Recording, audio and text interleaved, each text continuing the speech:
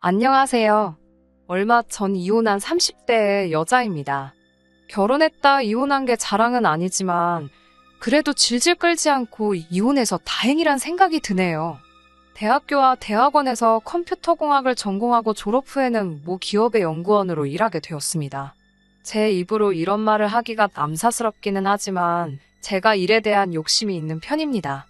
그래서 남들이 귀찮다거나 까다로워서 피하는 일들도 자처해서 도맡아 하곤 했네요. 그래서인지 금방 업무 능력과 책임감을 인정받아 다른 사람들보다 좀 빨리 승진을 했어요. 그렇게 제가 선임연구원이 되었을 때 남편을 만났습니다. 당시 남편은 회사에 들어온 지 3개월밖에 안 된 신입이었습니다. 보통이라면 남편과 제가 같이 일할 만한 기회가 없었는데 갑자기 제가 추진하던 프로젝트에 팀원이 한 명 더 필요하게 되었습니다. 그때 다른 동료의 추천으로 남편이 저희 팀에서 합류하게 되었어요. 솔직히 그때는 남편이 일하는 자세라든가 별로 마음에 들지는 않았어요. 그렇지만 사람 한 명이 아쉬운 상황에서 제가 퇴짜 놓을 그게 안 되어 어쩔 수 없이 가르치면서 함께 일을 해야만 했습니다. 사실 저는 누구한테 의지를 하는 성격이 아닙니다.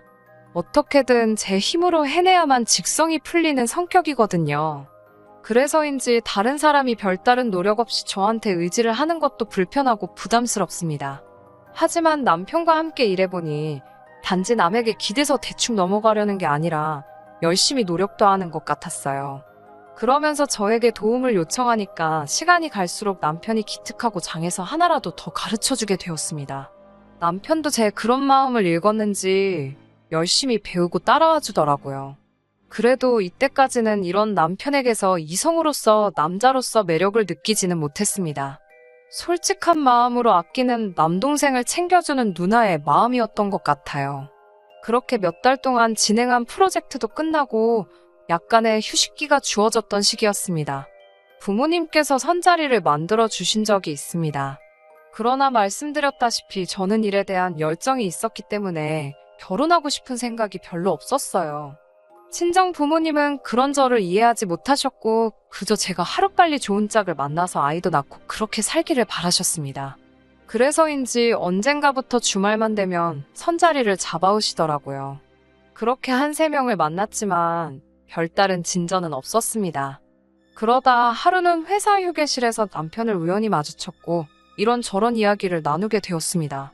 남편이 저에게 요새 날씨도 좋은데 이번 주말에 뭐 하냐고 묻길래 선 보러 간다고 선 보는 것도 너무 지겹다고 지나가는 말처럼 이야기를 했습니다.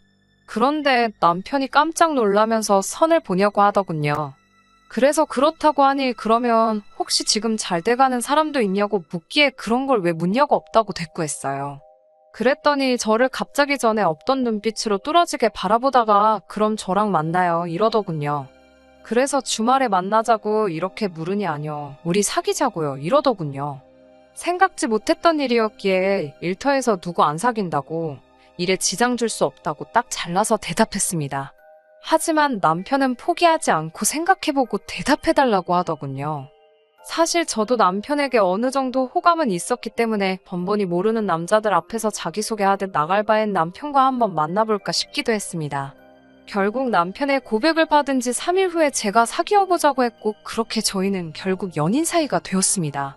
나이로는 동갑이었지만 회사에서는 제가 엄연히 더 높은 직급이기 때문에 저는 남편을 모모시라고 불렀고 남편은 저를 직함으로 불렀습니다. 하지만 저는 이게 이상하다고 생각해 본 적은 한 번도 없어요. 제가 먼저 사회생활을 시작했으니 당연한 일이죠. 하지만 남편은 저와는 달리 생각을 했던 것 같습니다. 문제가 발견된 건 본격적으로 결혼 이야기가 나오면서예요. 반년 정도 만났을 무렵 남편이 저에게 결혼하자고 하더라고요. 결혼 생각도 없었는데 얼떨결에 연애를 시작하게 되었고 남편에게 청혼까지 받으니 얼떨떨했지만 당시 남편에 대한 제 사랑은 한 번도 느껴보지 못한 감정이라고 표현해도 될 만큼 진실했기에 거절할 이유가 전혀 없었습니다. 저는 남편의 청혼에 좋다고 승낙을 했고 그때부터 일이 진행되기 시작했습니다. 시댁에 처음 간 날이었습니다. 남편은 중학교 시절 부모님 2분을 다 교통사고로 잃었다고 했습니다. 그 이후로는 남편보다 7살 많은 누나가 많이 보살펴 주었다고 했고요. 그러니 저에게 누나와 잘 지내면 좋겠다고 했고 제 입장에서도 당연히 그러고 싶었습니다. 하지만 그런 제 기대와 다짐은 첫 만남부터 산산이 부서져 버렸습니다. 당시 남편은 누나와 둘이 살고 있었기에 집으로 가는 것보단 좋은 곳에서 식사를 하는 편이 좋겠더라고요. 그래서 저희는 요즘 젊은이들 사이에서 유명한 퓨전 한정식 집으로 약속 장소를 잡았습니다. 신우는 식당이 마음에 들었는지 역시 내 남동생은 센스도 좋다면서 몇 번이고 감탄을 하더라고요. 사실 제가 고른 곳이었지만 남편도 굳이 정정하려 들지 않길래 누나 앞이라서 그런가 보다 하고 말았습니다. 그런데 그건 아무것도 아니더라고요. 신우와 이야기를 할수록 뭔가 신우가 잘못 알고 있는 것 같았습니다. 신우 말에 의하면 제가 대학교 졸업 후 작은 회사들을 전전하다가 힘들게 연구소에 입사했는데 일을 너무 못했대요. 그런 저의 허물을 감싸주고 덮어준 게 남편이었고요. 처음에는 무슨 말인지 잘 이해를 못해서 그냥 적당히 맞장구를 치며 머릿속에서 상황을 정리해보니 남편이 연구소 내 저와의 관계를 완전히 꾸며냈더군요. 저를 무슨 아무것도 모르는 여직원으로 묘사를 해놓고요. 일단은 적당히 신우의 말에 호응을 해주다 신우가 잠깐 자리를 비운 사이에 남편에게 물었습니다. 이게 다 무슨 소리야? 완전히 자기랑 내 상황을 반대로 꾸며놓은 거냐고 묻자 남편은 누나가 자기에 대한 기대가 너무 크기도 하고 누나 앞에서 어깨에 힘 좀 주고 싶어서 거짓말을 했다며 한 번만 눈 감아주면 안 되냐고 사정을 하더라고요. 저는 어이는 없었지만 그때만 해도 저도 남편을 많이 사랑했고 누나 앞에서 폼재고 싶은 동생의 마음이 이런 건가 싶기도 해서 딱 한 번만 눈 감아주기로 했습니다. 그리고 사실 결혼하고 한 가족이 되면 그때 바로 잡아도 늦지 않을 거라고 이런 게 큰 허물이 되진 않을 거라고 생각했습니다. 신우와의 만남 이후로 저희 부모님과 남편이 만났습니다. 저희 부모님이야 이미 남편에 대해서 잘 알고 계셨기 때문에 별다른 대화가 많이 오가진 않았습니다. 단 한 가지 저희 부모님이 남편에게 신신당부하셨던 건 저를 속이지 말고 항상 믿음을 주라는 거였어요. 믿음 없이는 결혼 생활이 절대 유지될 수가 없다고요. 그렇게 저희는 결혼식을 올렸습니다. 결혼 준비를 하는 동안에도 큰 문제가 없었으니 앞으로도 행복한 날들만 있을 줄 알았지요. 하지만 결혼식 직후로 상황이 조금씩 달라지게 되었습니다. 그 중심에는 집이 있었습니다. 집을 알아보기 시작하면서 남편의 재정 상황을 자세히 알게 되었어요. 남편은 생각보다도 모아둔 돈이 없었습니다. 반면에 저는 남편보다 직장 생활도 길었고 친정 부모님으로부터 경제적 도움도 충분히 받고 있었고요. 친정 부모님은 굳이 고생을 사서 할 필요가 없다 하시며 저희를 위해 작은 빌라를 하나 얻어주셨습니다. 사실 그때 남편이 넌지시 이거 공동 명의로 해주면 안 되냐고 물어서 좀 어이없긴 했어요. 진작에 친정 부모님이 제 명의로 해주겠다 하셨을 때 제가 아니라고 저나 남편이나 하나 보탠 것도 없는데 괜찮다고 이미 거절한 상황이었거든요. 남편에게 그렇게 말하니 굉장히 실망한 눈치였어요. 그러면서 그래도 내가 이 집안의 가장인데 그런 문제는 남편이랑 먼저 상의했어야 하는 거 아니냐 하더군요. 그때 좀 남편의 다른 면을 봤지만 그런 이유로 이혼까지 하게 된 건 아닙니다. 이혼을 하게 된 결정적인 이유는 남편의 거짓말 때문입니다. 연애할 때부터 남편을 보면서 느낀 건 도대체 돈을 벌어서 다 어디다 쓰나였어요. 비싼 옷을 사 입는 것도 아니고 술, 담배를 즐기는 사람도 아닌데 모아둔 돈이 없다는 점에 굉장히 의아했습니다. 그런데 그 이유를 알게 되었습니다. 두어 달 전 저희 친정아버지 생신이셨어요. 저는 남편에게 100만 원 정도 쓰면 좋겠다고 했습니다. 그런데 남편은 딱 잘라 자기 지금 돈이 하나도 없다며 저더러 알아서 하라고 하더군요. 서운한 마음이 들었지만 그래도 없다대 어쩌겠어요. 그냥 알겠다 그랬습니다. 그런데 이튿날 저는 몸이 안 좋아서 집에서 쉬고 남편만 출근을 한 날이었어요. 남편이 핸드폰을 두고 출근했더라고요. 식탁 위에 놓인 남편의 핸드폰을 보고는 가져다 줘야 한다는 생각에 좀 귀찮았어요.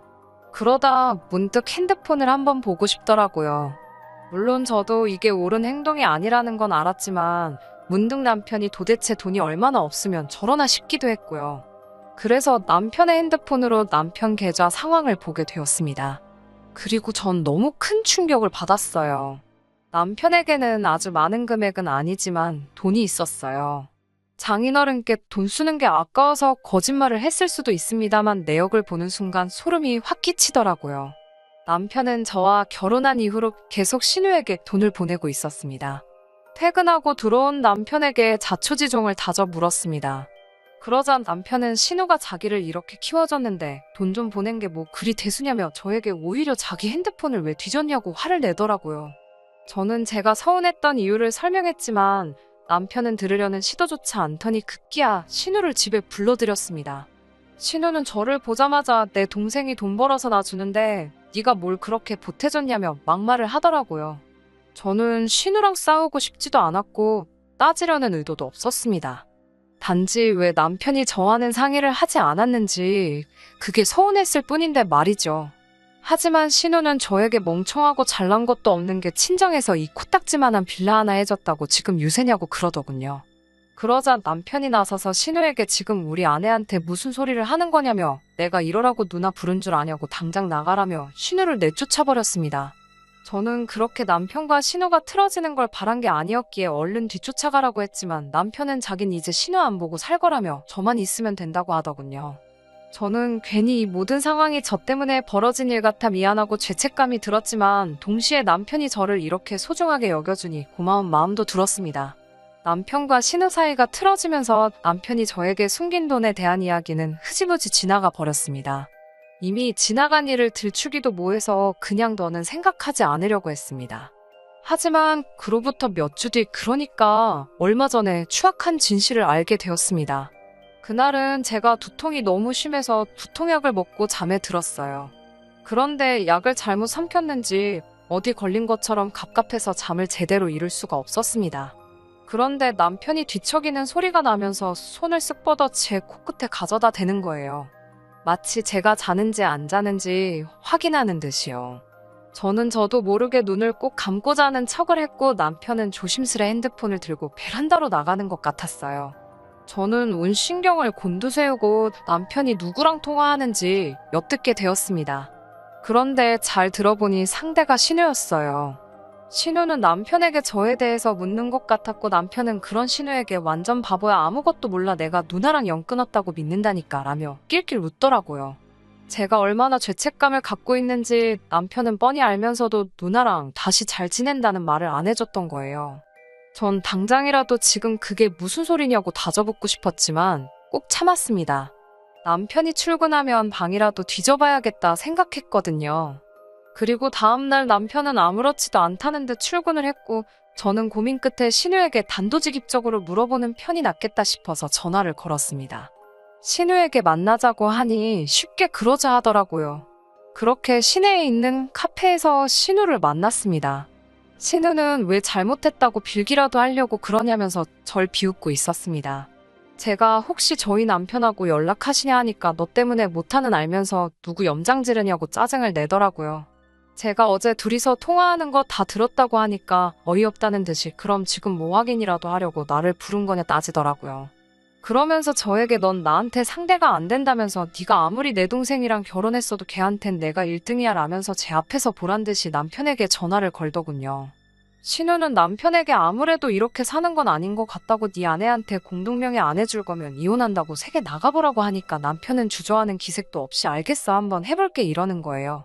그리고 전화를 끊기가 무섭게 저한테 다시 전화가 걸려오더니 저한테 신우가 시킨 대로 다짜고짜 공동명의를 하던지 아니면 신우한테 잘못했다고 하고 숙이고 들어가던지 선택을 하라고 하더군요.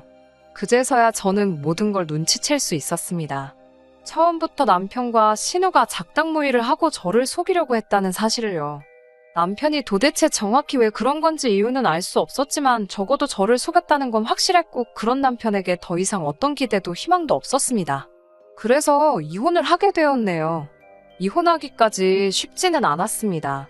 남편은 저에게 남매끼리 좀 친한 걸 가지고 유난이라면서도 제가 상처받았다면 미안하다고 자기는 단지 누나에게 자랑스러운 남동생이고 싶어서 그런 것뿐이라며 어떻게든 상황을 모면하려고 하더군요.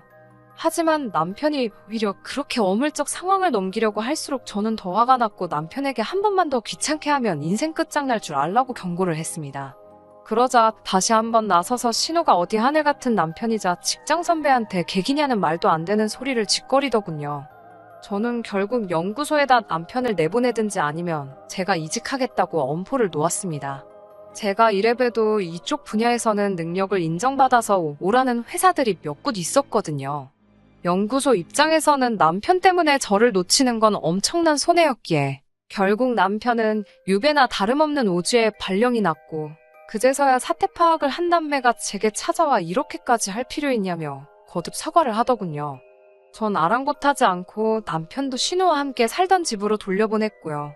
지금은 속이 후련합니다. 지금 생각해보면 남편은 자격지심에 쩔어 있었던 것 같아요. 그러니 말도 안 되는 허풍과 거짓말로 자신을 감추려고 했던 거겠죠. 왜 진작에 그런 사람인지 몰라봤던 건지 솔직히 지금도 생각하면 시간을 돌리고만 싶습니다.